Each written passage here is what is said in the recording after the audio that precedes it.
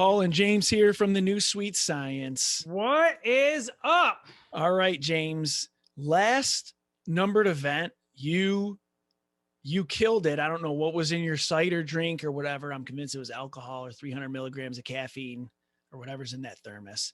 But you guessed my UFC 257 sweet technique and then my runner-up.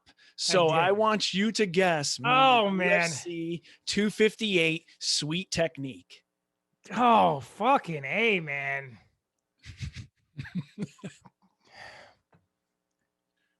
Wait, I'm like, why am I? I'm like, hang on. I'm on 257 for some reason. Let me pull this up here. You're just looking at Connor's name and his wins. It's sad about Hebus. Just a tear came to my eye when I saw she had a loss there. I'll give you a hint. It's on the main card. Because I was going to guess Hernandez versus our boy Hidalgo. No, I feel the essence of it. It needs to be on the main card unless there's some kind of special circumstance. That's almost too easy because you have a guy who's a decorated grappling champion and he gets submitted. That's kind of an anomaly. Like no one would ever imagine Demi and Maia getting submitted. Not in his prime. I don't know. And if he submitted him early. He submitted him early with some kind of crazy technique, even though it was a cool technique. But he was so exhausted. Is it Marquez's call out of Miley Cyrus? No, I try to have it a little more authentic now. I'm back to the purist. I know what not the sweet technique is. Can I guess that? My guess is it's Burns lying on his back for an extended period of time and letting Usman recover. That is the not so sweet technique minus 25,000. Gilbert Burns, and brother Mark was all over that. He was obsessed with it. And it was letting Usman recover from those shots. How hurt Usman is up for debate. But those were some nice shots, and it was a head kick that actually hit him with a head kick, and then Usman kind of grabbed at it, and Burns fell back. Whenever, usually it's Joe, talks about how hurt somebody is in the fight, I usually just apply like a fraction technique to it and multiply it by 1/4. Okay. Does it depend on the veracity or the decibel level, how he says it? The louder it goes, the greater the fraction. Okay. Then it goes 1/5. My baseline is 1/2. But then when you throw an Usman in there too, who's I've never seen him hurt before. So I don't know how you can go from a guy who's never been hurt once and no one's ever seen him get hurt. And then he's like really fucking hurt badly. Like that to me is just like a pretty large leap. So he kept saying it too. It was fucking with my head. Two things. Usman, it's hard to tell when he's hurt, but it looks like he's hurt. And the shot hits so cleanly where I'm like, he's hurt to some extent. He kind of staggers. The second thing is I've learned to like Rogan a little more in that aspect where he's not necessarily commentator. He's like half commentator, half like buddy in my living room thing. Yeah. And so let me add it because this isn't a shot at him or a blast or anything. He gets really excited. Mm-hmm. So when I'm watching, I taper a little bit. Like, I don't think Usman's on the verge of going out there. And had Burns not gone to the ground, would he have finished Usman there? No, I don't think so. I like your fraction technique. And look at that. You came out and nailed the not so sweet technique. And I'm going to say for the sweet technique is Usman's jab. It would seem it's not. It would seem that it was semi-obvious, but plus 25,000 UFC 258 sweet technique. Kamaru Usman's pull counter right hand in round 2. It was a beautiful blend of timing and length, and the fight dramatically changed into Usman's favor at that exact point. Now, you are the striking guru on the pod. Had I known it was called the pull counter, I would have guessed that in a second because you love anything with push or pull in it. And you hate pulling out. Well, this is actually, that's more of a question. I don't know. I've learned to appreciate some of the nuance to it now that I'm getting older. Okay, you're becoming the pull-out guru. Let me go one step deeper here because people are going to hear about this. Because the key to a great pull-out is not waiting too long. If you do it at the very last minute, it just ruins the orgasm. You got to get it a little bit early and have her finish it off for you and take it to that crescendo. I like that. I like that philosophy, and I do utilize that whole range because I go anywhere from what you said, nice use of the word crescendo. Thank you. At the end to the shortest possible amount of time, which I think physically is a Planck second, which after the physicist Max Planck. So I go anywhere between those two times. And just for context here, the official term is coitus interruptus, which is one of my favorite 2-word phrases of all time. And the reason they give a percentage between like 74 and 98% effectiveness for preventing pregnancy is due to that spectrum. If you pull out long before, you're at 98% success rate. You dabble closer and closer and closer to climax and you pull out, that percentage effectiveness comes down every moment what'd you call it? Every plank you're in there longer. Planck second, I think Planck is second. called. It has to do with the Planck length. I think it ties into, length and time being the same. But does this tie into pulling out of fights? Is there a correlation?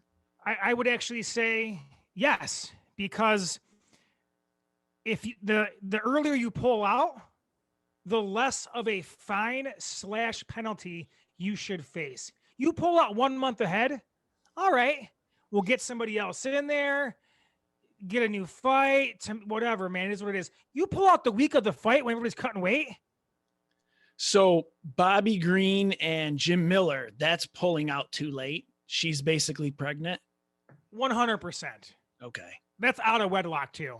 And you have no desire to be with her any longer. So that's a lifetime of child support. Okay. Back to the UFC 258's techniques. It was that point where even though Brother Mark was talking about, Burns had that adrenaline dump and all that, and it changed. I feel like he was still in the fight somewhat in the second. And once that shot hit him, it was so, I am so obsessed with Usman's length. I can't get over it and his durability, but he just pulls back just enough. And there's that philosophy in countering is that the less that person misses, the better. The more he misses, the more you're out of position. So just misses enough, pulls it back, and then fires that right hand back. I loved it. And also with his length at the very end, he did basically a traditional punch pass with it, where you take the foot with, like, let's say your left hand, you move it over and then come over the top with the right hand. His arms are so long, even like where he doesn't have to fully commit into your guard and still land ground and pound from his feet. It's like Burns was kicking him and Usman's punching him back. And I don't know what's longer, Burns's legs or Usman's arms. And like how you utilize the length is probably the most important thing, right? Yeah. Utilize and timing and all that, but to just have that length there to begin with. Did I make a pick on the show last week? Did I have anything at all? I think, well, you said you were it was like that relative excitement, Burns facing Usman, and how it's less exciting than Covington and Masvidal, even though it's still a great fight and everything, but I'm pretty sure you picked Usman. So did you see me? I sent a text out to our thread on Saturday. Yeah, where you picked Usman again. I said, did I pick Usman? Question. I forgot. I forgot 2 days later. I thought you were setting up a parlay. Then Usman I said, I am now Burns' striking is sloppy. Usman has grappling advantage. And Burns' excitement is, I didn't know he was so crazy in there. I don't know if I just blacked out in his last fights. I have no memory. I'm a goldfish. I don't know what it is, but he's kind of, and I think that's how he caught Usman. He's kind of a wild man in there.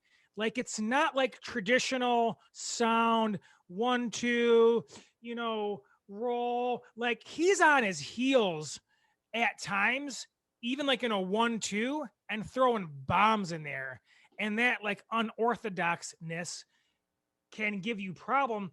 And I wonder if Usman training with Whitman more and more, you kind of start going down that rabbit hole where your boxing becomes so elevated that maybe it hurts you like in the overall MMA game long term. And like maybe one example would be Poirier versus Conor. Conor's so deep into boxing now, he got annihilated with leg kicks. And in the clinch, you got beat up a little bit too. Look, and then even within boxing or any technique, there's this thing where you get technical, and what can beat technicality is unorthodox, and vice versa, and mixing it in at certain times. It's just like Roy Jones fighting with his hands down, not throwing too many jabs. Is he not as technically sound? So yes, that could be a factor. But something happened to me in this fight that happened to you.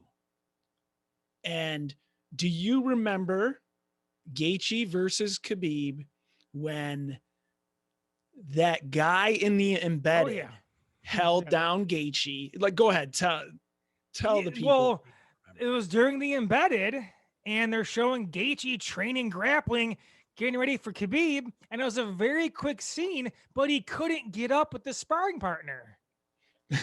And I'm like, you don't want to read too much in that, although I do want to read more into it. That's kind of part of my angles. I try to read things that maybe are not different, like a sub level to just true technique, right? But anyway, it worked for me in that case. But yeah, the guy, Gaethje, couldn't get up. But I understood what you meant then. I even understand more now, because it happened to me for this specific fight. And it was when they put the camera on Usman's dressing room, and he's warming up with the guy. Okay. I'm not sure if he had pads on, if he had gloves, if some guys will hold pads or gloves like pads.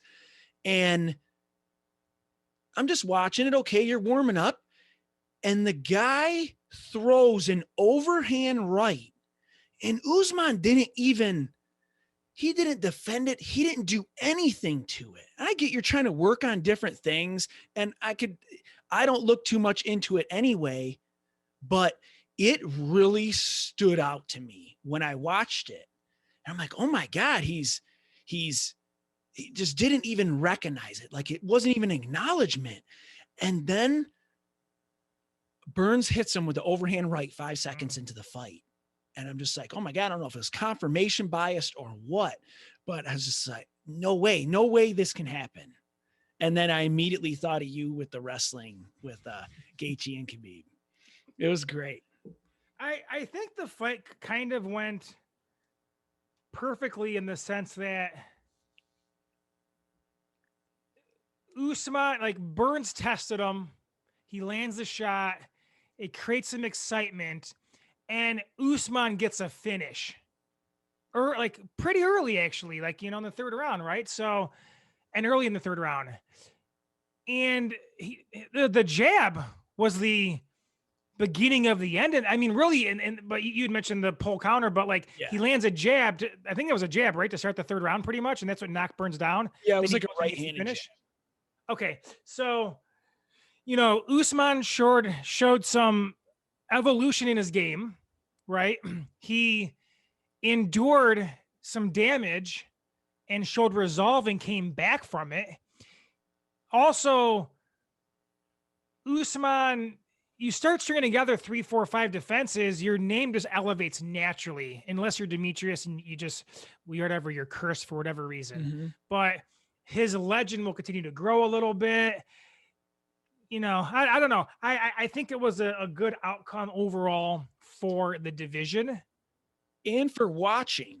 So and for entertainment value. Yes. yeah, if Usman just comes in there and dominates him, that's, unless I have a bet on the fight, you want to see some excitement. That's why I don't want to be a hater. That's why I didn't like the Super Bowl as much as other people. It had exciting moments and everything. You're kind of waiting on KC because they could score so much, but it was relatively one-sided, right? Yeah. You nailed it there, because what it was is KC was never really in the game after the beginning, but because they had Mahomes, you hung on to a little bit longer. Yeah, so it was like a heavyweight or somebody who can last, and they could get that knockout in the fourth or the fifth round. And that's the number one area MMA is superior to other sports. Because if, like, Derrick Lewis versus Volkov, it's a one-sided domination. Yep. Volkov lands a Hail Mary punch and finishes him and gets the win. In other sports, if you're down by 30 points, it's over at halftime. Yeah, and then it's not like 1 second left, you score a 99-yard touchdown that's worth 40 points. Right. So that's what, like, you're more on the edge of your seat, even in a landslide fight, especially if it's a higher weight class or guys have dynamite in their hands, because you never know what's going to happen. And I love Trevor Whitman. I love Trevor Whitman, right? Oh yeah. And you were on Whitman when he was merely a shadow in the embeddeds in Jackson's training facility. Like, no one even knew who he was. He was just a guy in the background. This was before embeddeds. It probably was before embeddeds. You're right. Yes, definitely. When he's like training with Marquardt and everything. I love him. But they're acting like the damn guy invented the jab. Like they had never seen this move before. Like, oh my God, the fucking most fundamental punch ever that anyone is striking knows it's like fundamental / one of the most important. Like, throw the jab. They're like, wait, what did he say? Let's tune in. Let's raise the decibel level. Throw the jab. Amazing advice. I'm like, come on, man. It's good. It's expected to me. It's a wrinkle, but I guess just the intensity of everybody was kind of throwing me off, and it made me giggle a little. So I love Trevor. No, it's good, because that's to your point where they get excited in there, and like they forget that somebody already killed Rory McDonald with the jab like 6 years ago. It was either Lawler or Hendricks. One of those two guys did it. It might have been Lawler, but it's like, and it was probably the same level of excitement. Then like, oh, like look at this beautiful jab, breaks Rory's nose. You get all crazy and hyped up about it. The jab, quote unquote, dies off for a little while. Then it kind of makes a comeback here. That's why I loved Bisping, because he's like, every single fight I just see, I want to say it was the greatest fight. I like Bisping for that. It's fun. Yeah, it's fun to admit that. And like, I get it, because like if we're hyped up watching these events, and it's not like they're also on location, they're mingling it up within that energy for days, man. And they're cage side. Right. It's got to be. Plus, they're talking to the fighters. They're interviewing them. They're asking questions. They're talking to other fighters. They're talking to the camp. Like, they're just living within that fucking ball of energy. Once Fight Night comes around, you're probably ready to erupt, I would imagine. Yes. All right. This is a question you posed. Is MMA more GOAT obsessed than any other sport? And I thought about this. So I want you to answer your own question. Well, that's my question now. So thank you. I started thinking about this, and I'm like, or is the media right now generally GOAT obsessed? And maybe it trickles down from bigger sports, because you have the Tom Brady GOAT thing that won't fucking ever die. Like, look at the guy has 6 Super Bowls. Mahomes has 1. And the talk the whole week of the Super Bowls, can Mahomes pass him? Like, my man's got 1/6 the Super Bowls. We're already on, can Mahomes pass him? You got the Jordan LeBron thing that will not fucking die, man.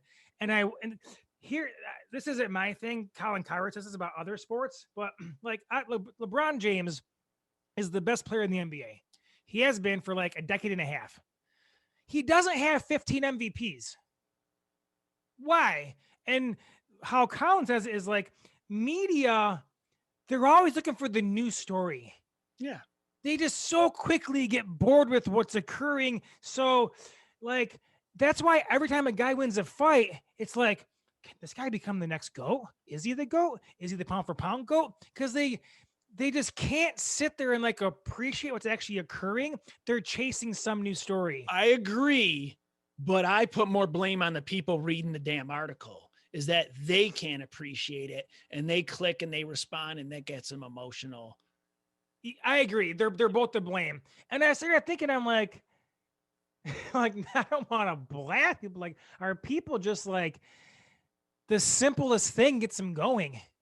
Like, because you've watched the sport for 15 years and your favorite guy's GSP. He was the first guy you ever watched fight and you think he's the GOAT. Someone says Usman's going to pass him. You get all fucking riled up. You're all triggered. You're on your keyboard. You're on every thread, man, talking shit. You're sharing GSPs, this and that. And it's like,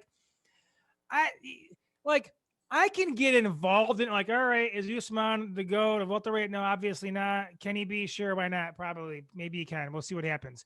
But that's about as far as I'm going to go with it. I just don't care. I'm not emotionally invested into it enough to have like a really passionate thought about it. Because once you go through that, it's like going through, coming of age, coming of GOAT, coming of sports, whatever you want to say. Once you've gone through with it, you're like, all right, it is what it is. What, like, I get it. It's this thing. And then you're not just tricked by these, these emotional response to the same damn question every single time. So there's a tribal component. I also have a theory that politics was getting so crazy, the capital stuff and everything, because sports wasn't as around. So more people got political and then fell to political tricks and everything. And there's many reasons, but I think it was just taking that extra 10% because of and people at home, not as much sports. They need that kind of camaraderie or whatever you want to say. It's like the person who sticks up for every team who loses, who you're a fan of, the referee's cheated. Every one of your family members is phenomenal and they're not a piece of shit alcoholic and they've never been wrong. Right. And there's one more point with MMA specifically, and that I think it might be more GOAT obsessed because it has weight divisions. So in football, there's just football and it's generally ruled by the quarterback. Yep. So if Tom Brady was actually in the, light heavyweight and there were different divisions, then I think it would multiply the GOAT talk.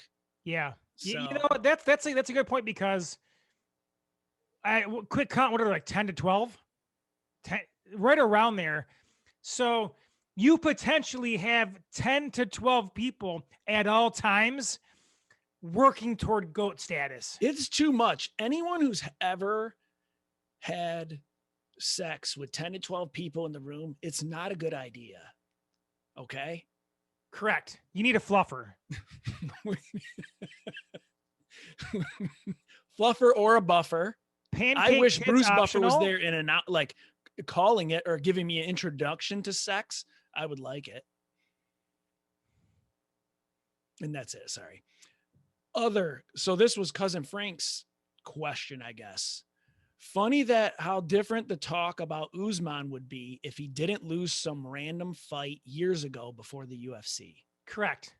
Because they do, you know what this is? Do you know what this means right here? That means 29-0. I didn't know if you knew. That's sign language for the people who can't see. It's like I'm doing what?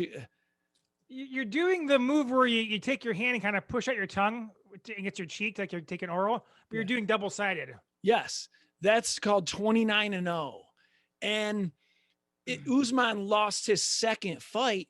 I don't really care. Okay. And this isn't shitting on Khabib, but Cousin Frank framed this to try to get his own satisfaction. So bravo. Two shit on Khabib. Yes. But Frank's a 10% producer of the podcast now. And it's usually great. How can we blast Khabib and slurp Connor? That's kind of where it stems from. You remember what I always used to say is like, don't deceptively manipulate me, openly manipulate me. Yes. And I used to have another saying is that The easiest way to drug me isn't to put it in my drink. It's to put it in my hand. Okay. So hang on. That's got to be a t-shirt or something, man. That is all timer right there. I mean, that's not a t-shirt. It's not trivial. That's my philosophy of life. That's my morality. You know, when like with like Kristen, it's like, don't try to like trick me and butter me up. Just butter me up openly. I want to be aware for the ride. I love I want to be present. Being buttered up. Like, oh, baby, even if you did something wrong, I like it. Yeah, I agree with you completely, man. I'll give in. If it's a fight, I'm not giving in. I'm fighting to the death. You just got to manipulate me correctly. So, Kamaru Usman, 13-0 in the UFC, 3 title defenses. Khabib Nurmagomedov, 13-0 in the UFC, 3 title defenses. Why isn't, the talk as much? Is it the level of opponents or whatnot? No, I think that people talk about it way more because of that damn 29-0. And I think that's what Cousin Frank was getting at. I could be wrong. Yeah, and it's a fair point because this kind of goes back to, people using a really simplistic approach to have a conversation. Like it can't be nuanced. Like I was gonna say, like, so is 60-1 worse than 29-0? And let's say Usman, they both retire, then you have this argument. But let's say Usman fights again and gets KO'd.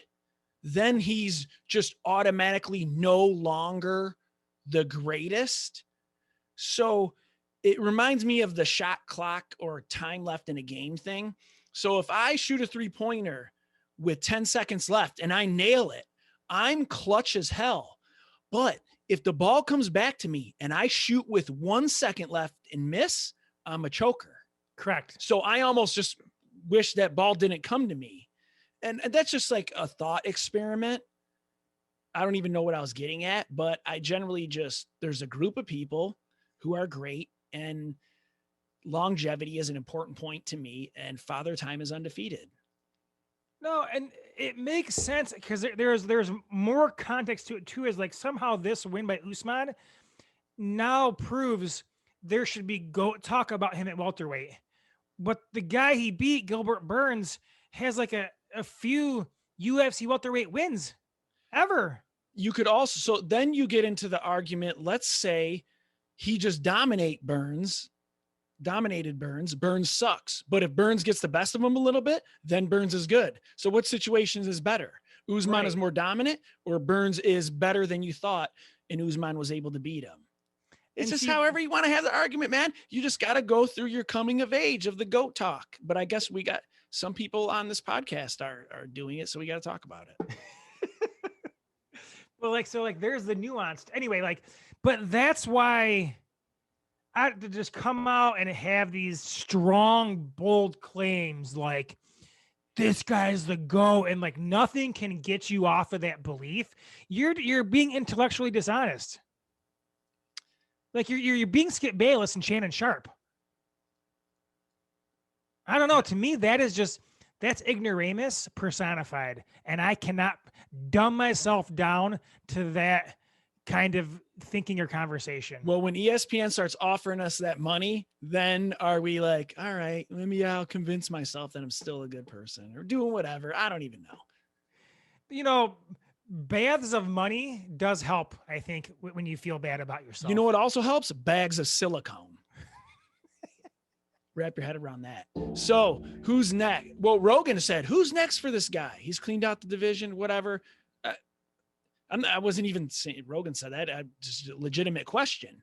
There's basically what? Colby, Jorge, Leon, Stephen Thompson, or Khamzat. Nice. Very nice. Or Khabib, or moving up and fighting the champion at 185. Oh, there is no champion at 185. Ouch. So 8 options. Does Usman's win versus Leon Edwards still matter? It's so long ago, and I think Edwards has gotten better where no. Thing is, his Yeah, just can't. inactivity has really hampered his progress in the division.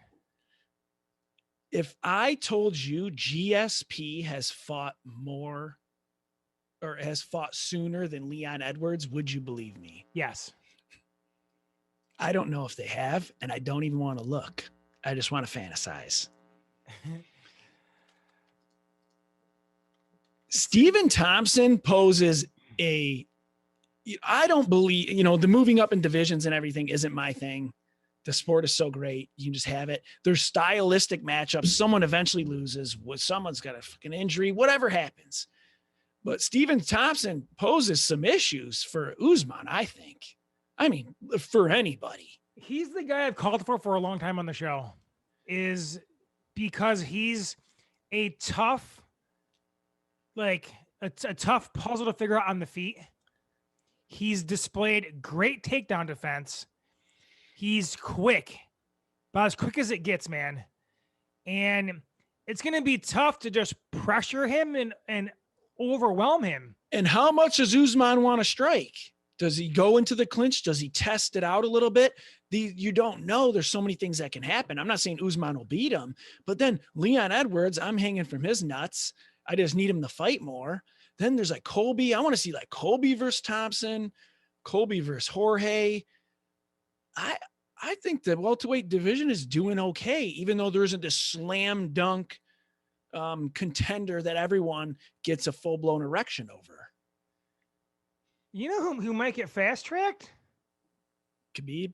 Your boy Maverick.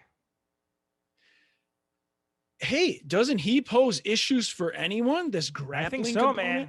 I guess that's what issue Burns posed to Usman also. So it'd probably be the same fight over and over again.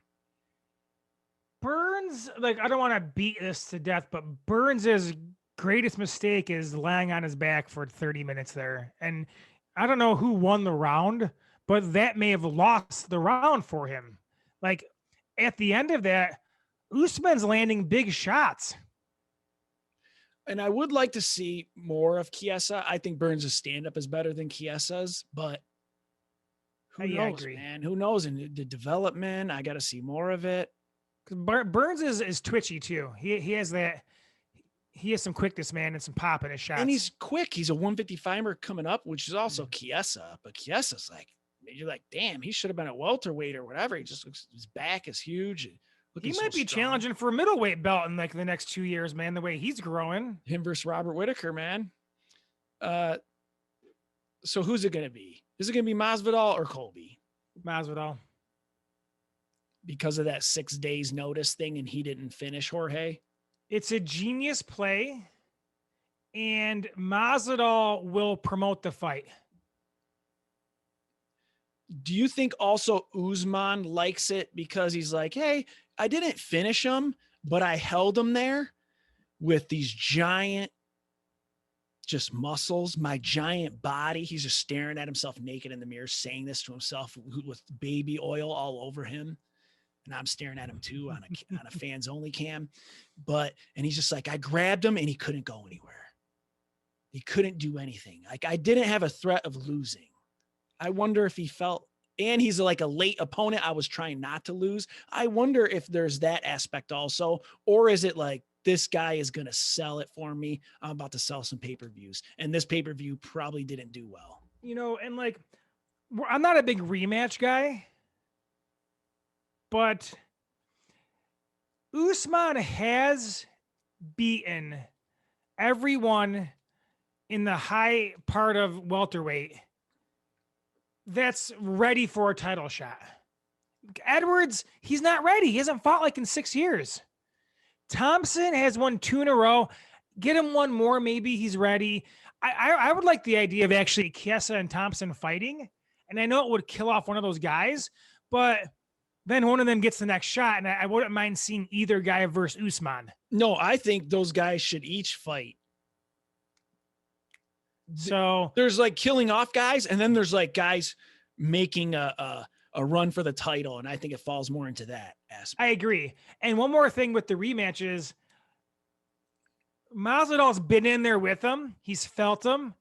So now he can adjust his camp and his strategy based on what he experienced. So I think that could help him a little bit. I think about like Stipe and DC. Stipe gets KO'd in the first round, wins the second fight. Conor versus Diaz going back a little bit. Conor wins the second fight. Conspiracy, Bellator 7, Paul, or Conspiracy Frank, whatever. Kamaru hates Colby so much and hates his stupid shtick that he mentioned Masvidal so Colby didn't get it. Love it. I don't know if I love it yet, but I'll think about it. And he's really going all in on he doesn't want this fight. Maybe he has, does he have kids that are pretty young? He's just tried this reverse psychology and it's working on like a 6-year-old. I don't know, but he's going heavy onto the reverse psychology on Masvidal. So he's like, shit, this parenting technique's killing it. Let's try it out on Masvidal. And the thing is, it probably will work. It's tied into push pull. It's almost the same thing. Yeah, it's working on the fans too. All right, let's go into bonuses and we'll just kind of talk about the other fights within them. Not the fight of the night. Can you guess what it is?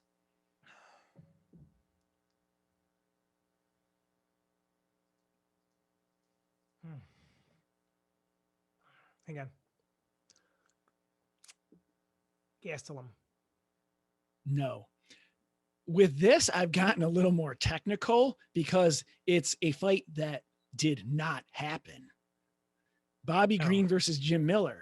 If there isn't one terribly shitty fight, I'll pick that. But because the fight was so, as Tyron Woodley would say, light in the ass, this fight was one I was sort of looking forward to on this card. And it didn't happen. And it was like what you said with the pullout technique. Okay. I'm shocked you have not mentioned Alexa Grasso yet. We'll get there. I'm trying to play hard to get. Okay. You're playing push pull with the fans. Well, I had sex last night too. So Grasso, I was opening with her, but I had sex last night. And I'm just like, let's talk about the title fight. You're post-coital. Yeah. You literally.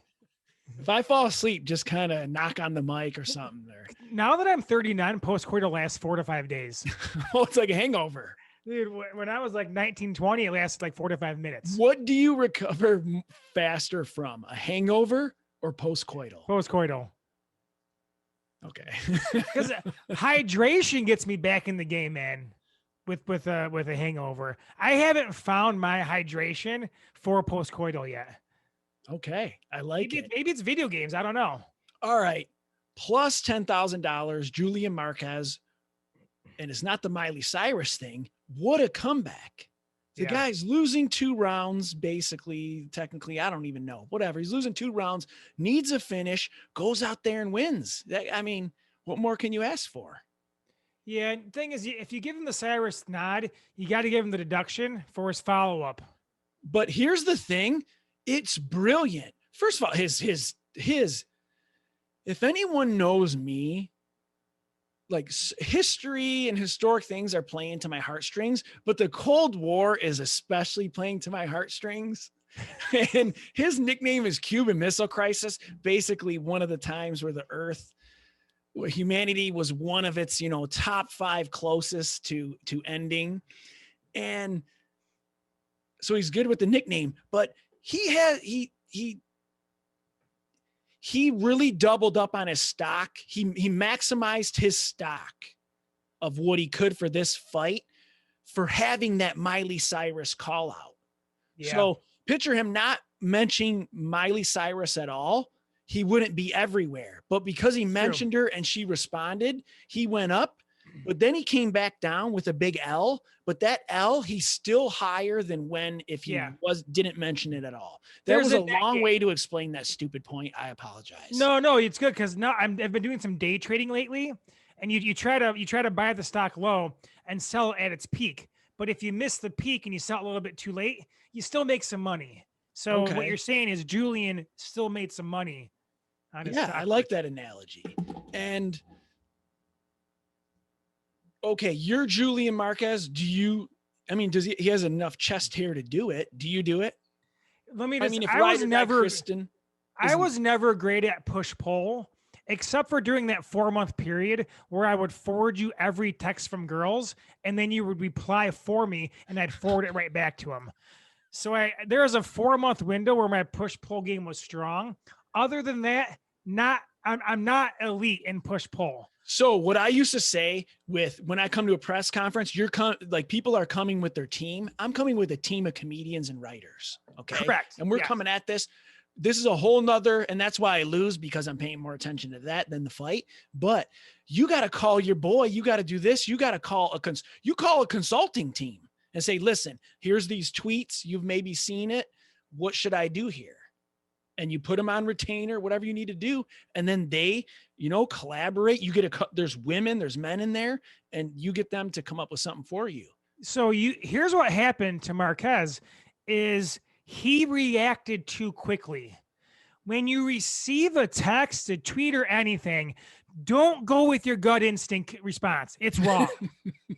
Sleep on it. Give it 30 minutes. Go sit in the corner quietly for a half hour. Rub one out. Rub one out. You'll get something better. And I don't know what the best play is there.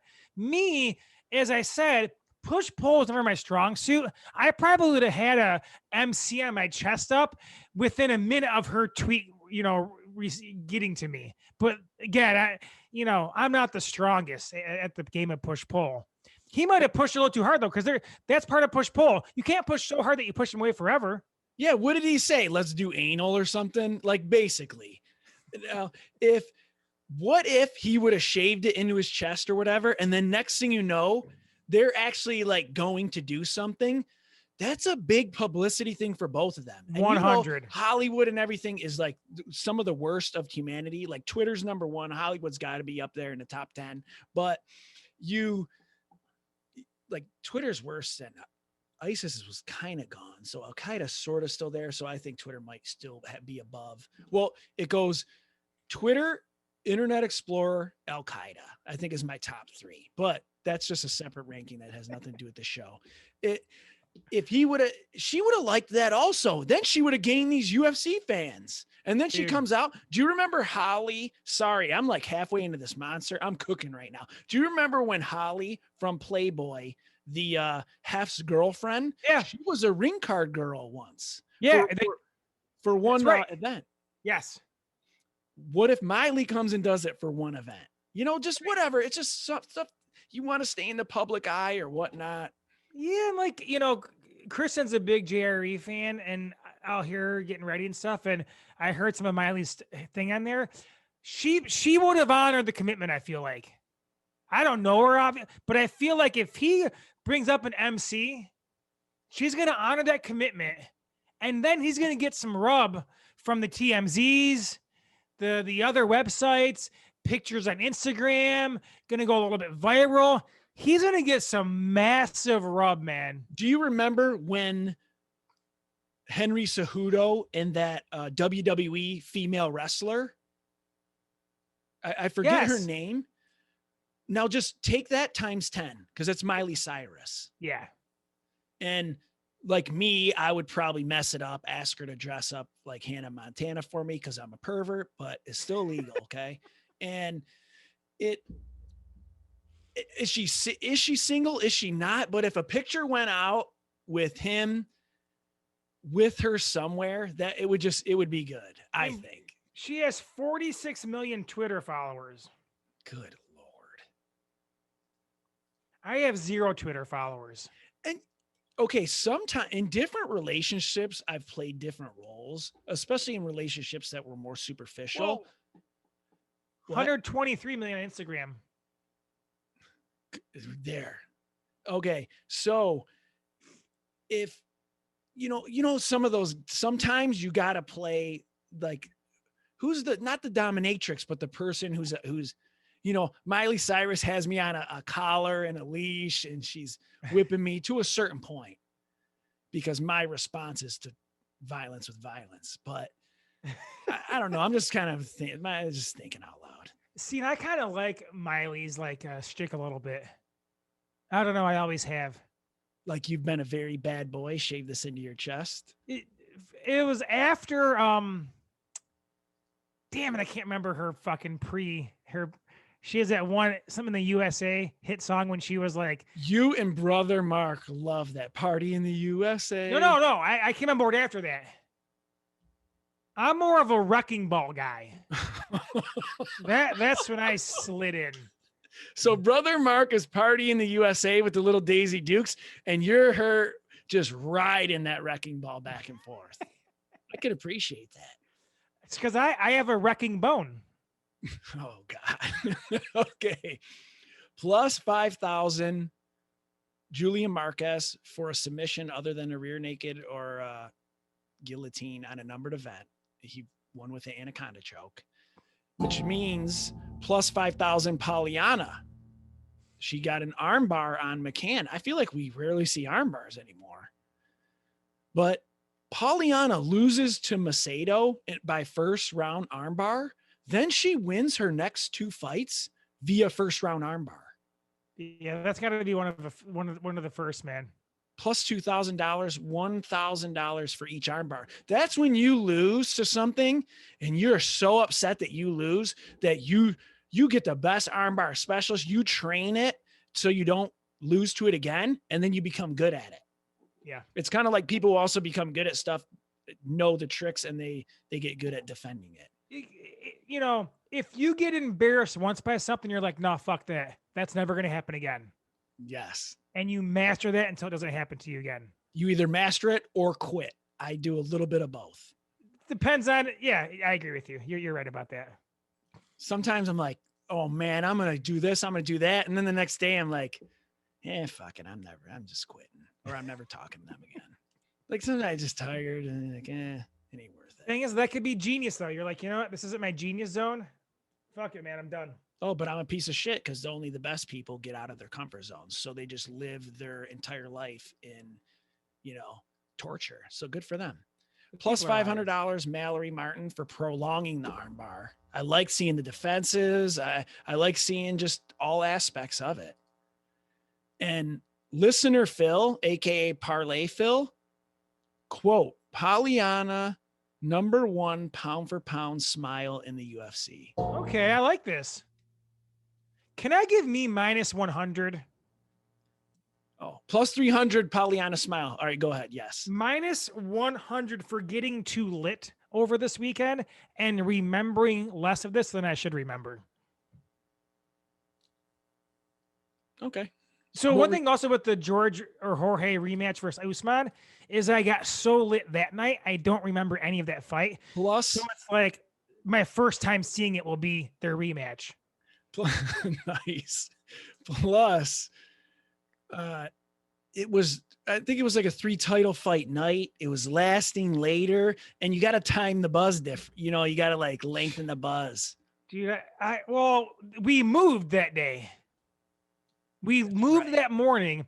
I'd already taken down 2 or 3 cold ones. I text you to see what you're doing.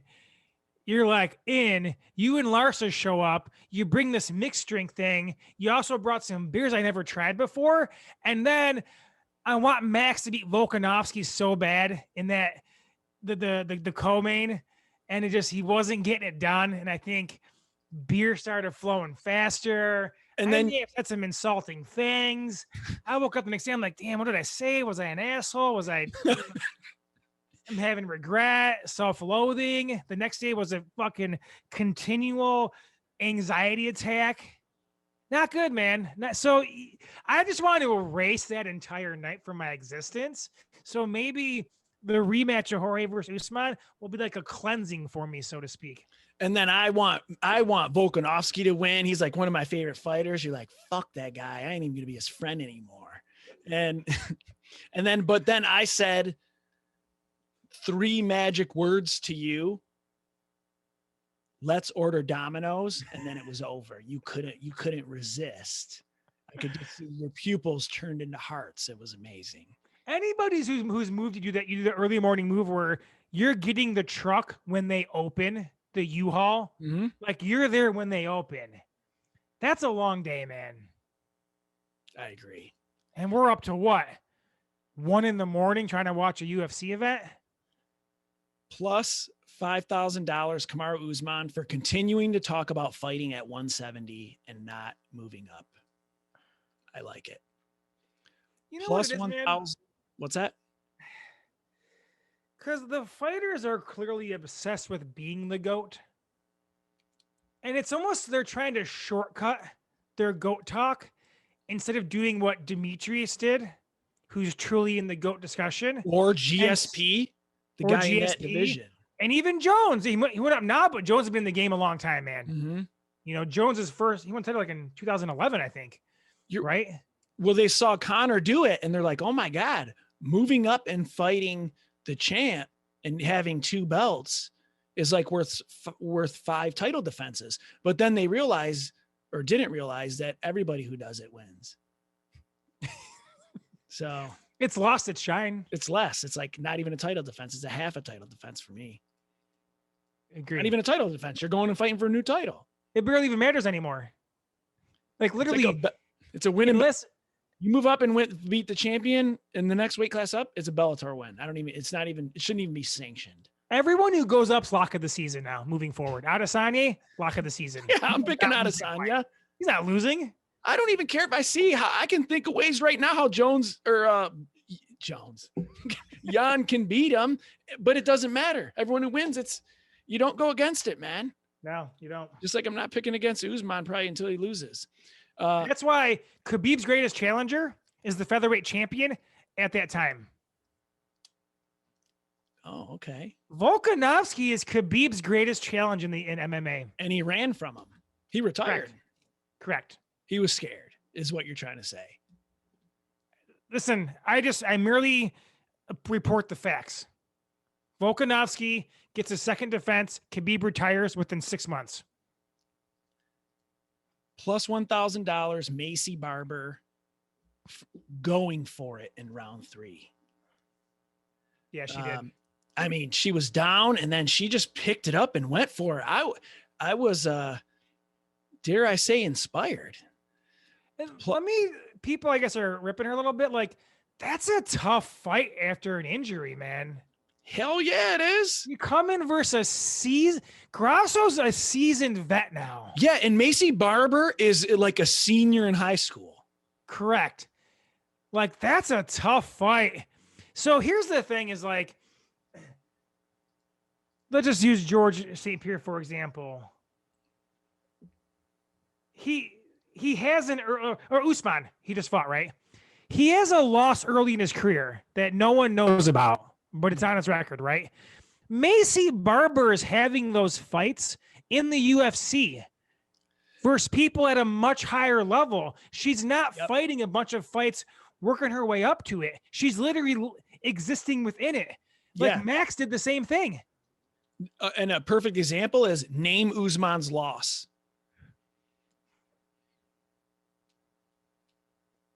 I can't. But there is a flip, and then it's tougher because it's like the Sage Northcutt. He came in so young, and you almost don't have the time to develop those skills, to develop certain strength, whatever it is. You know, Barber kind of creating her own hype, wanting to be youngest champion, all that stuff, probably is going to hurt her because she couldn't develop under the radar. Whereas Max developed under the radar. He came in like in his 4th career fight was a UFC fight, man. Yeah, and then he's just fucking like, unreal. Cupcakes. They're cupcakes. I just, whatever flavor. He wasn't talking about like being the greatest or anything. Plus 500, Alexa Grasso for her slick armbar attempt and arm triangle, and then eventually moving to Macy Barber's back. It was some nice ground skills. Yeah. And I mean, it is crazy. This is the first time I'm talking about Grasso. I'm excited for her. She's showing improvement. She's developing skills, developing her body. The timing of her right hand is what stood out to me. Mm-hmm. And her second punch in combination seemed to be one that was hitting. And she was able to kind of handle Barber in the clinch. So because she's up in weight. Yeah. So that's probably a good move for her. plus $750 Alexa Grasso, $250 for those eyes, $250 for that smile, and $250 for that accent. So I only watched her interview with Rogan and no one else's. Oh, I commend you. The accent, man. I'll catch the highlights of the rest. Then when I watch the entire thing. All I heard was "ay papi, ay papi, ay papi, ay papi," and just repeated over and over again. And then my girlfriend's like, "What are you doing in your underwear?" I said, it's hot in here. All right. Plus $500, Ian Heinisch for his reversal in round 3. I don't know. That's kind of weird that I mentioned it. I loved it. He was a side mounted, and then all of a sudden he's on Gaslam's back. Here we go. Plus $10,000. Anthony Hernandez submitting the submitter. Rodolfo, the black belt hunter, gets submitted by a guy nicknamed Fluffy. And we'll keep the sexual references going, but sometimes it's good to be the one who delivers the submission, and then here and there to submit oneself can also be just a nice change of pace. You're saying he submitted himself by just getting tired? I don't know what I'm saying. Now that you're asking me, I feel like I really don't know. No, but it's like an artist thing. It's like it has several meanings and you just fill it in. That's what a lot of TV shows do. You think it's really good writing, but it's shit writing and you just fill it in with good stuff. So I will say though, he probably has the mindset due to all of his grappling accolades to come back better than ever from this setback. Whereas that would probably break me. I would change careers. I'd become a coach, a commentator, a podcaster, socialite, an alcoholic. I would become. That would just kind of linger within any one of those other professions. Okay. I like that. I mean, Rodolfo got him down in the first 5 seconds. And then that submission that Hernandez got him in, similar submission to Hermanson and David Branch. And some guys, even though like I've seen videos of him practicing that submission and everything, sometimes there are guys who can just sink a certain submission. And there's also a flip side. Sometimes there's guys who are just so hard to submit in certain areas, whether it's just some technical ability, whether it's to do with anatomy. But I think this was to exhaustion. Yeah. Yeah. I was talking to a listener about this actually on our Facebook, but when I was doing BJJ with the gi, like I could really grab your lapel and control you and slap on some triangles. Mm-hmm. That I got good at it because we drilled the fuck out of them every time we trained, throwing up triangles. Oh yeah. That single leg bridge basically. And then it was that first aspect of the try. You train stuff in, segments. And if you can just whatever, but yes, sometimes just your knack for it also was like, oh, this strength, there's just so many things that it could be, but some people are just stronger in other stuff, certain things and have a knack for it. I could throw up a triangle really fast. The problem is I think my legs aren't the longest. So I had a hard time kind of finishing them, but I could get them up there. So basically I would just tire my legs out, but I could get in what Hernandez got Rodolfo in was it's like an arm and guillotine, but it's on the other side, whatever fucking Japanese name you want to have in it. I could get guys in that position in an arm in position almost just without even trying. But I could not fucking finish guys with it. I remember paying private lessons and everything just to try to learn how to finish with the arm and guillotine because I could just find myself getting guys in that position. And it was just hard for me. It looked like he kind of set him up there a little bit. Like he had like a little bit of a feint, then moved into that submission. I could tell he had strong guillotine skills when they were against the fence, and he threw in a variation of guillotine, and kind of how he went for it and how he held his hands. I'm like, okay, he knows this kind of area. So yeah, but he was just tired. And you know that there's a saying that, once you punch a black belt into a face, he turns into a blue belt, or whatever the saying is. Exhaustion turns a black belt into a blue belt also. Yeah, I think the other one, punch him in the face, they become a stay-at-home dad. But the exhaustion thing, you're right about. Punch him in the face, he becomes a deadbeat dad. Does that work too? Your joke was way better. I don't know why I love deadbeat dads. Because it elevates you.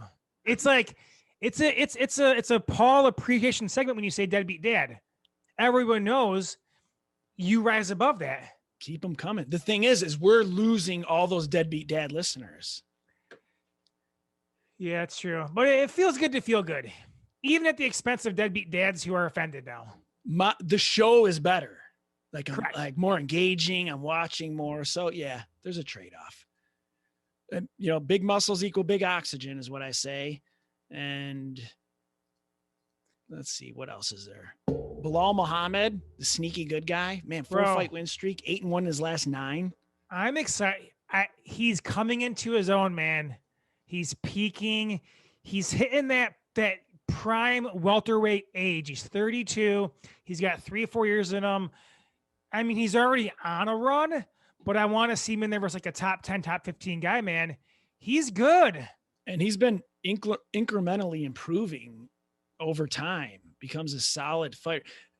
I was watching him like, man, he doesn't get the finish. That's what kind of hurts him. He had like some badly timed losses, but he blends his striking, his takedowns, the clinch well. He mixes up the head and the body. He's fighting orthodox, fighting southpaw, decent chin. I'm excited to see his next fight also.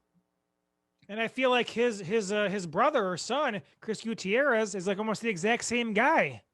Funny you say that. Plus $2,000, Gutierrez and Ewell for their custody battles. $1,000 each. I mean, listen, you can relate to that, man. People are talking about their whatever they should be mentioning or not. I don't know. I like one guy's like trying to find his kid or whatever. Listen, the custody battle I went through was probably the most stressful time of my life. I mean, at the end of it, I had gray hair. I lost more hair, and I have one testicle now because of it. So I can feel for these guys. So let's give a little bit to their legal team. It almost looked like Gutierrez was wearing socks there, which is weird. So real quick, they asked Gutierrez about that, and it sounds like he gave Anik the go-ahead to bring it up.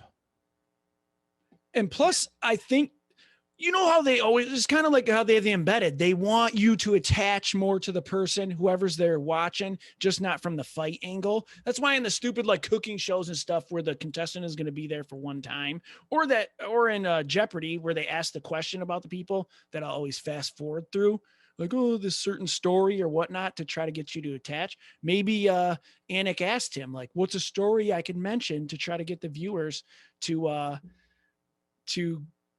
relate to you. Don't mind me.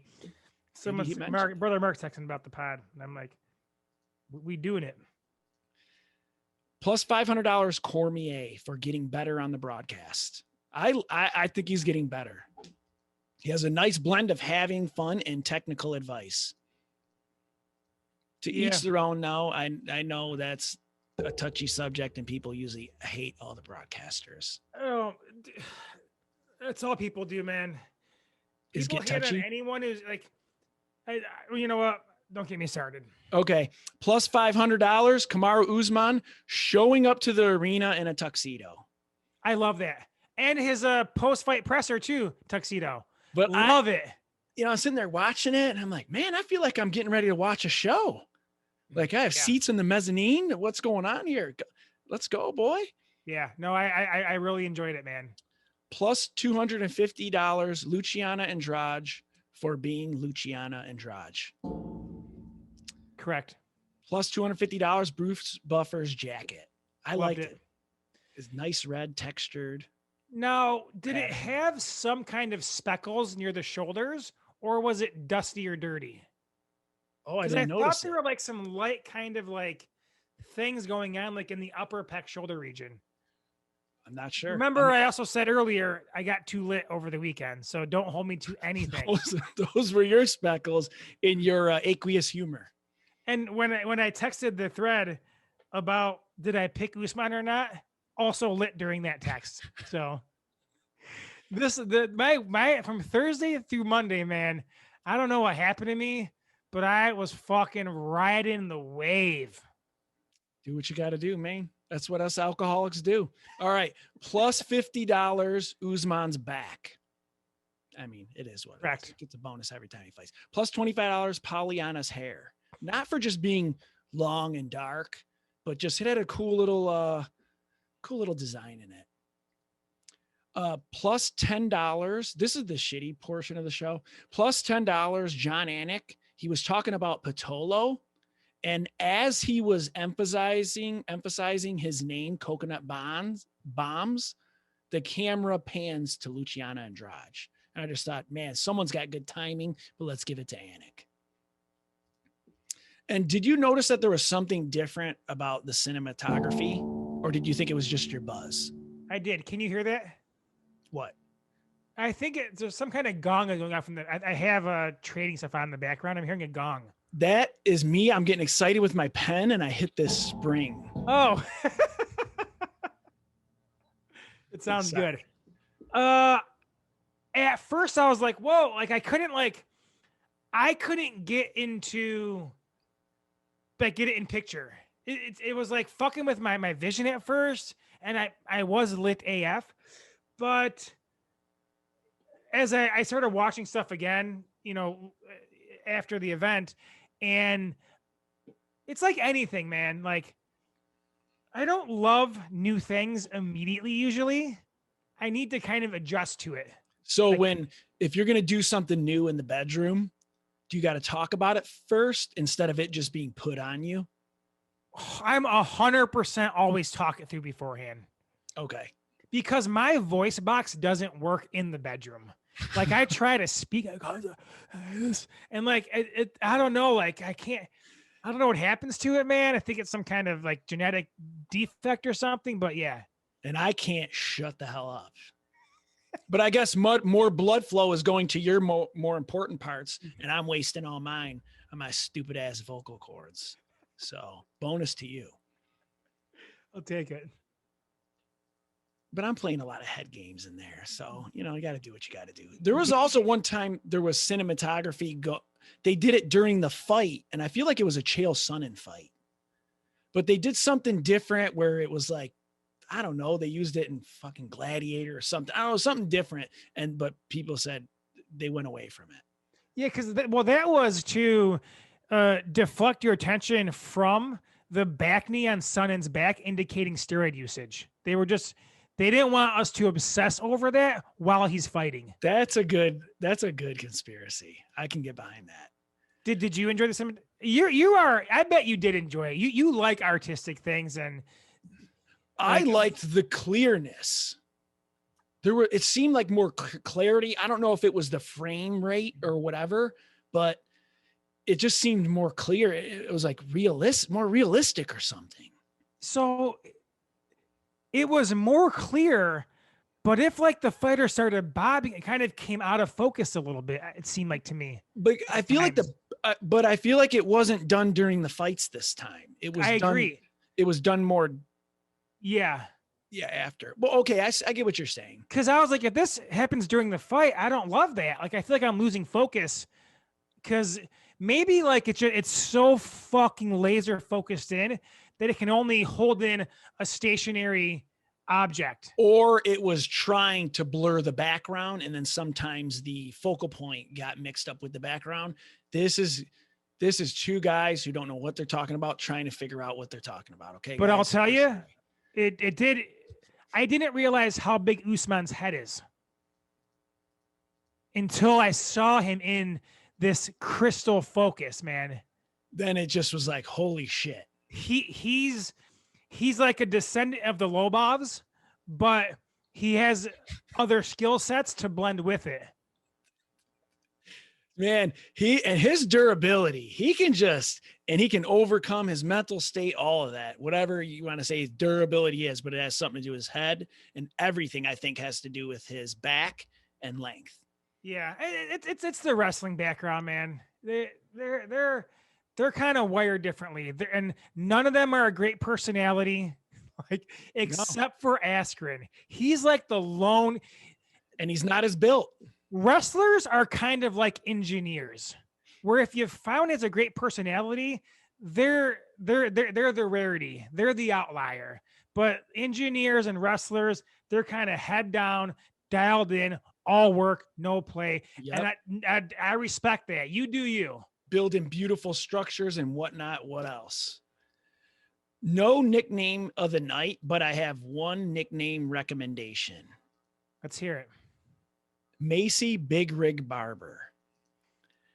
When I just was seeing her in there, it made me think of you and how you're saying she's a little more thicker. Mm-hmm. And I'm like, Big Rig Barber just kept going in my head for some reason. And correct me, but she's in this, remember I was lit, but she's a lefty, right? Just like Johnny Hendricks? Or am I? Maybe. I think so. Yeah. Yeah. I don't even know anymore, man. Yeah, I think she's a lefty. I was too distracted in that fight.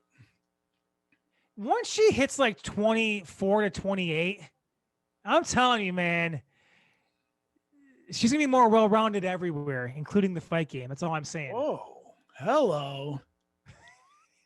Potential favorite fighter update. All right, before this is it for this event. I have a bold prediction, and that is gambling addiction will be the next pandemic. Love it. Love it. That's a shit way to end this segment. I apologize for that, but all I do is see gambling everywhere. I'm starting to hear it more from people. Those fantasy people from fantasy football and whatever else are going to get more into gambling. And there's going to be a lot of people who are going to, their families are going to fall apart. So yeah, that's just what it is, man. Sorry. And well, let me balance it out by giving a performance bonus to FanDuel and DraftKings, because they saw the gambling coming down the pipeline. So they started the fantasy business. They have a massive list of customers. Damn. And as soon as gambling comes out, they fucking exploit that. Boom. You nailed it. At least locally, I'm hearing FanDuel, so our team is for basketball is the Detroit Pistons. So I forget who they're playing next, but if you bet $1 and either team hits a 3-point field goal, you win $100. Wait, how is that possible? There's going to 3-pointer in every single game. Correct. They just want to get you in the habit of betting. Oh, that's what they say. Here's this free whatever. And but instead of just being free money, you got to win it with a bet, but it's 100 to 1 odds. I get what you're saying, man. I always say the commercial while I'm driving, so I haven't done it yet. And I want to use like the local guy's code to whatever, acknowledge it, and I forget what it is at this moment, but I plan on signing up and using, promo code, whatever it is. So you plan on ruining your family this year? So I was thinking this, I'm like, gambling does seem fun to me, but I'm going to scale it so far back that a unit for me is only $10. You're right. You got to just there's a bunch of different reasons why it doesn't work out. And most people talk about gambling are fucking liars. I've been around gambling a long time. And yeah, you're right. You just got to kind of hold that restraint on it. Yeah. So here's kind of my analogy is like MMA is pepperoni pizza. Ooh, okay. Delicious. Domino's. We got it. We have a few good pizza chains around here, man. I like Jets. You like Domino's. I like Domino's too, but Jets Square with the Cajun. Oh man, sign me up. Okay, so pepperoni pizza, getting it with or a $10 bet on a fight for me is the pepperoni that curls up a little bit and has little puddles of grease inside. It's just a little bit better. Now, That's maybe you prefer pepperoni under your cheese. Maybe you want it deep dish. Maybe you want it thin crust. So pepperoni pizza, there's general is the fights. $10 on a fight is your favorite way to prepare pepperoni pizza. okay. I'm following you. All right. Fight announcements and denouncements. Rank these 2 fight denouncements. Now, it's only 2, but I got to write these down because I'll forget anyway. Khamzat Chimaev versus Leon Edwards off. Yeah. And number 2, Ryan Hall out. Wait, Ryan Hall out? Fuck. No, so you didn't know about this one, huh? It came through our thread at one point, but here's what happened there. You said Ryan Hall. I thought Uriah Hall for some reason. That's what I heard. Oh, your new favorite fighter? Well, one of them now. 2 of my favorite guys. So thank God Ryan Hall or Uriah Hall is still in there. You love the Halls. I do. I used to have a Halls addiction, man, back in 2008, 2009. Like a cough drop? Yes. So this ties into it. When Kristen and I first started dating, I hated feeling any kind of sick.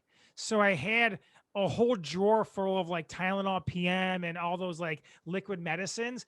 And I had a bunch of Halls things. So the slightest hint of anything in my throat, I would take a Halls. And now to this day, 10 years later, I suffer from horrible heartburn. So I basically fucked myself over with that sickness I had 10 years ago. Anyway, that's neither here nor there. I don't want to make light of your sickness, but nickname update, Ryan Hall's addiction. Oh, I like it, man. So his nickname is 'S addiction. I like it. Well, so one you laughed hysterically and the other you screamed fuck. Well, yes. Khamzat Edwards is the fight no one wanted to see rescheduled 37 times. So let's just abolish this thing in perpetuity. I 100% disagree, and you book this till the end of time. And those 2 are the sacrifice to the MMA gods. And I'm on Leon Edwards nuts. So I'm making a sacrifice here also for just my entertainment. To your point, if those 2 never fighting again due to this removes someone jumping the line the way Khamzat did, if it prevents that forever, then I will sacrifice Leon and Khamzat to the MMA gods. Because nobody who has 2 welterweight fights versus people who have, I don't know, 1 combined UFC win should get a top 3 guy in the division. That is absurd. The thing is, what I think is going to happen is a lateral move. I think Chimaev is going to fight somebody else in that range. What about Chiesa? I go either way. Thing is, then Khamzat wins and he gets a fucking title shot. Khamzat versus Usman. Now who people who live in Nigeria, what is their god? What is their god called? Whose god? Nigerians. Nigeria, I think, is a split between half Christian and half Muslim. And that's where Boko Haram is from, which is like the Al Qaeda ISIS branch of, the terrorism. What'd you call it? Boko Haram. Okay. What did you think it was? Or are you just laughing? I said there's a song that goes Boca Raton. Boca Raton. Oh, Boca Raton, Florida. Yeah, it's a song. So when you said that, that's what I thought of immediately. So there's gonna be someone talking to you with the black banners and like, oh, I'm from Boko Haram, and you're like, oh, you're from Florida? Yeah, and then you're beheaded. But I don't want to insult him. That's why I was like, I'll keep it to myself. But you pressed me so hard there, I had to reveal what I was thinking. So check this out. They call it Chrislam. Chrislam refers to the assemblage of Christian and Islamic religious practices in Nigeria. So I was kind of right. I just remember them having, and the percentages starting to eventually change. But I thought it was pretty close to 50-50, depending on the location. I feel like the north or the northeast is more. Check this. This is pretty cool here. Chrislam works against the conventional understanding that of Christianity and Islam as two separate and exclusive religions, seeking out commonalities between both religions and promoting an inclusive union of the two. That's adorable. That's ahead of the game right there, man. Performance bonus Nigerians. Whoa. So performance bonus to Sadiq Yusuf, Adesanya, and Usman? Correct. Okay. Is Sadiq a Nigerian name? Because there's a guy named Sadiq Bey on the Pistons, but I don't think he's Nigerian. He might be. I don't know what the name Sadiq is. Well, it's Yusuf. Yusuf is more of an Arab name. So I don't know if Sadiq is. Like Adesanya, that sounds more, African. Kamaruddin Usman, I would say that's more African. But maybe Yusuf is that more... Yeah, I can't. He's born in Charlotte, North Carolina. Not that that means anything. I think Usman was born in like Kansas or some shit. Yeah. Where was I? I rank this? I like where this conversation is going. This is right in your wheelhouse. I get to talk about let's do it. Who else we got? What's you got to rank them. Number 1 is Khamzat Edwards. I agree with the sacrifice. Ryan Hall out really bums me out. Did he have like a more important grappling event he's partaking in? He's lying and he's gonna wear a disguise. I can't get over how his Wikipedia is Ryan Hall grappler. I'm obsessed with it. The thing is Ryan Hall could possibly be champion depending on the right circumstances. And I don't even get excited for him fighting anymore, even though I'm absolutely want to see him fight so bad. He last won a grappling medal in 2012. He's just chilling, man. He just doesn't care. That guy, his whole demeanor is just not caring. You nailed it. All right, this weekend, Fight Night, Blaydes versus Lewis. What are you thinking? We're not going, especially after a numbered event, we're not going all crazy into it. No. We'll react to it in a crazy way, I'm sure. Yeah.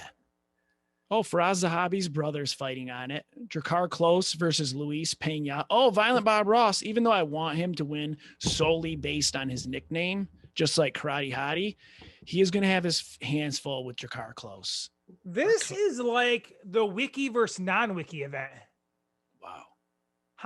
There's 1, 2, 3, 4, 5, 6, 7, 8, 9, 10 wiki versus non-wikis.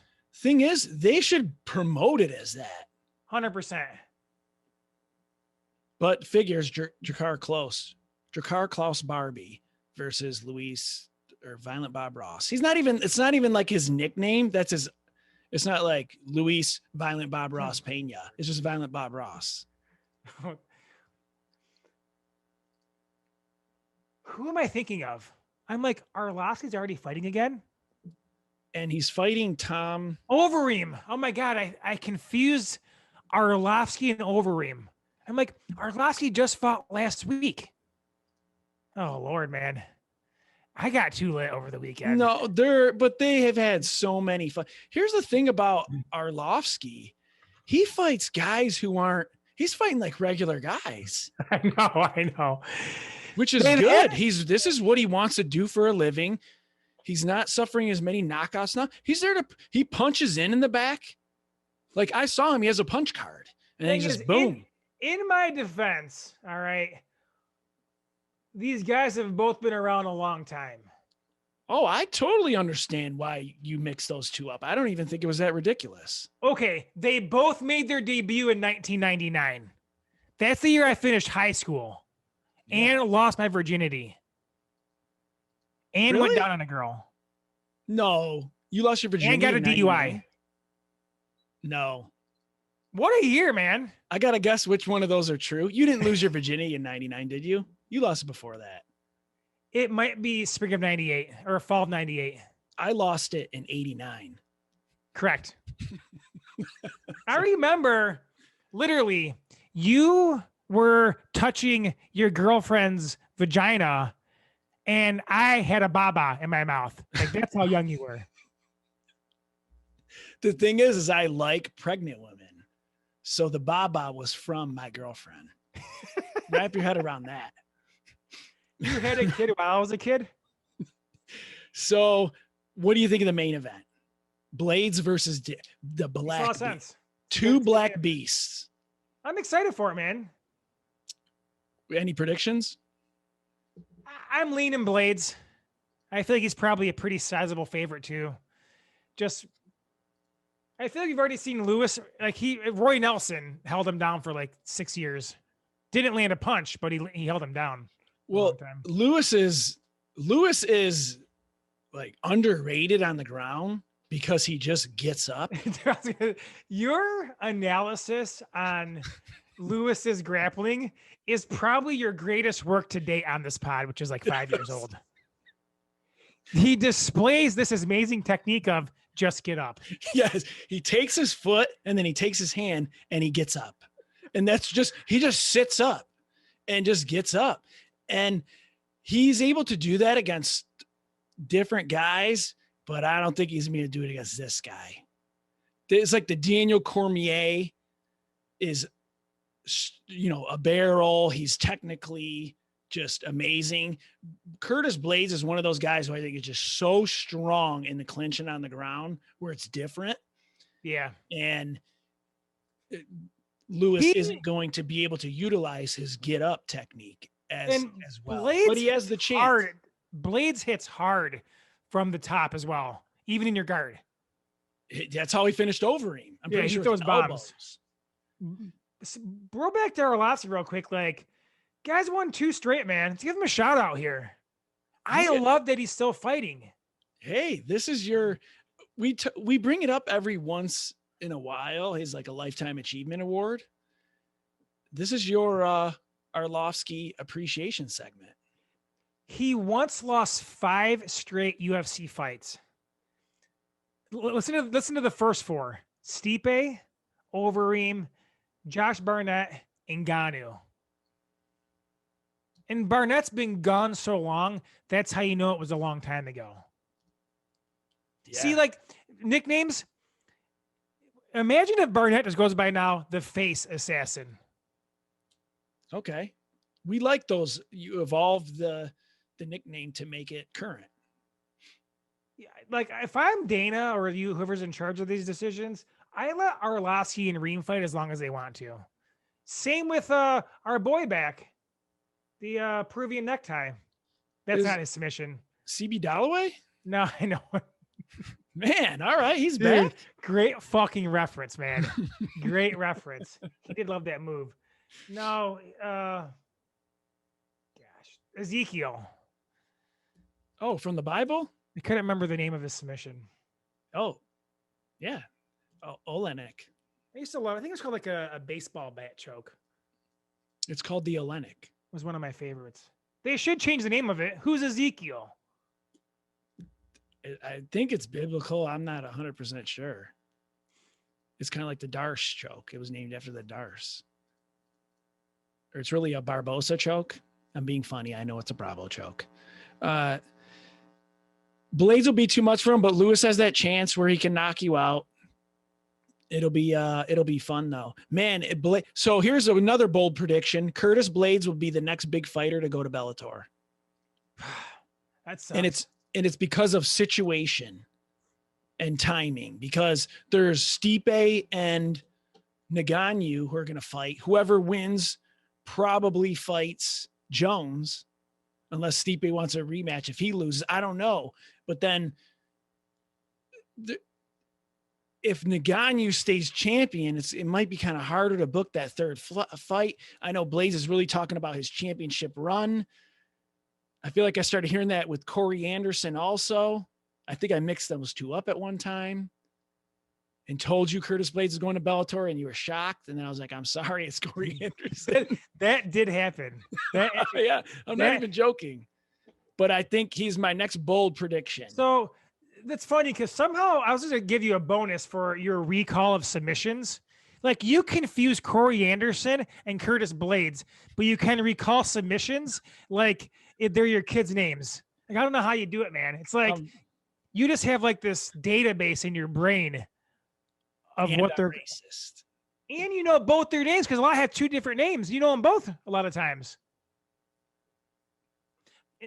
I'm racist. In fairness, you are colorblind too. Like literally. Well, that is true. I'm not racist. I legit have color. I don't see in black and white, but I definitely